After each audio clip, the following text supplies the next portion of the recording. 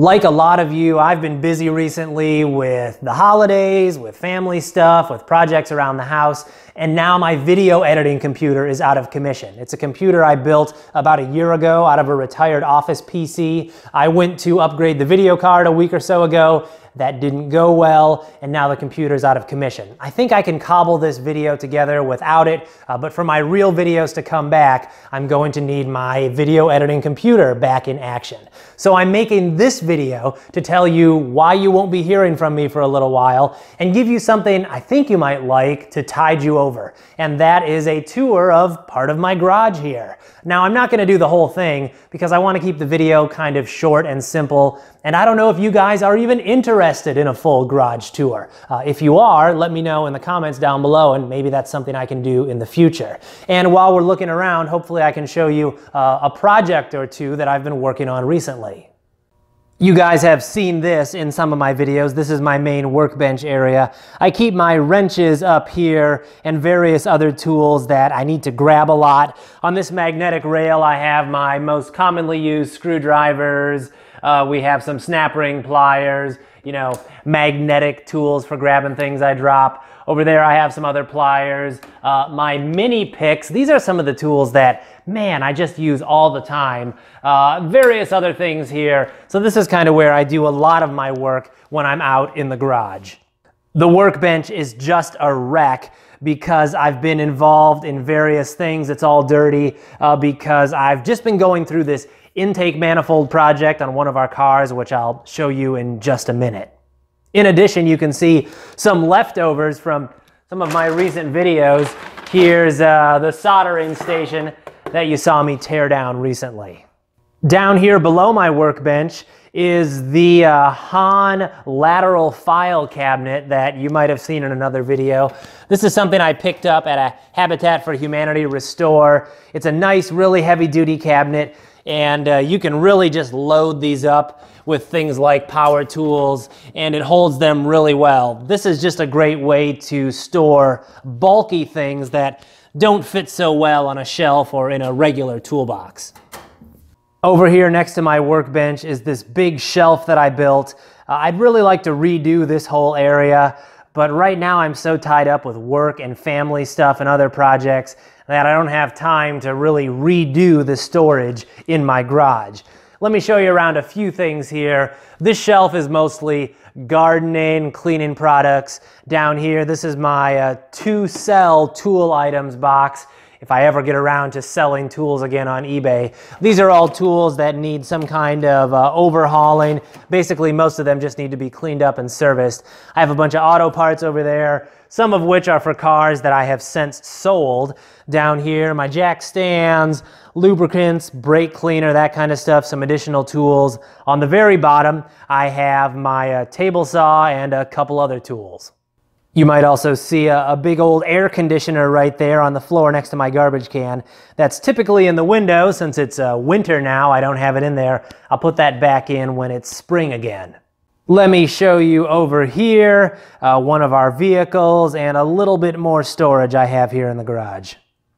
Over here is a storage closet. That is also my air compressor room. I won't show you that right now, but that's what's in there. Let's take a look now at this other shelf I have over here.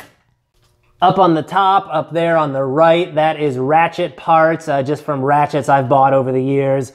Over here, this box, I honestly don't remember what is in that. I haven't had it down for a while.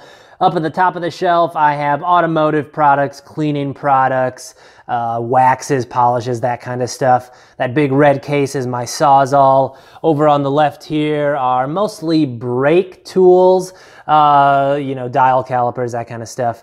Some air tools, various junk on that shelf below the air tools. A couple chainsaws there. We have down on the bottom, mostly automotive chemicals, auto oil, engine oil, that kind of stuff.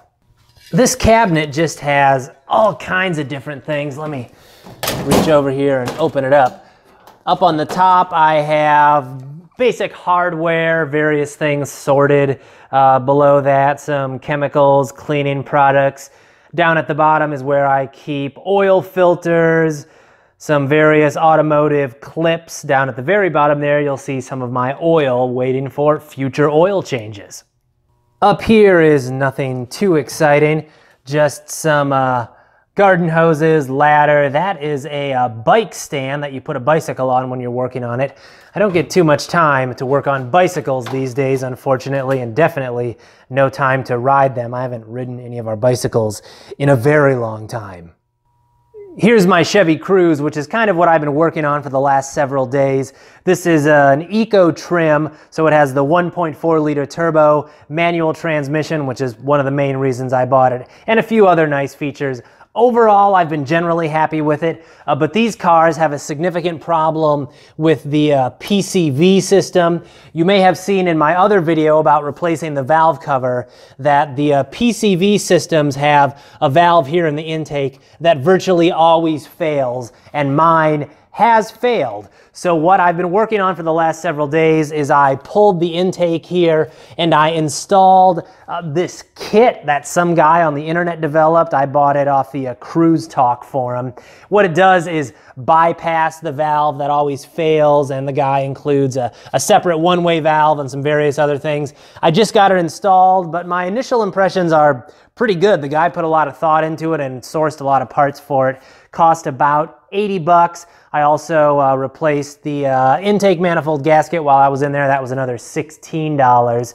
So, we'll see how it lasts in the long term, but it's an update that hopefully should let me, keep this car for a while and fix one of the main problems with these vehicles.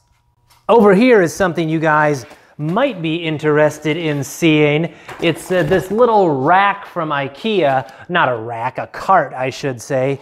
This is a cart you can get from IKEA for about 25 bucks, I think.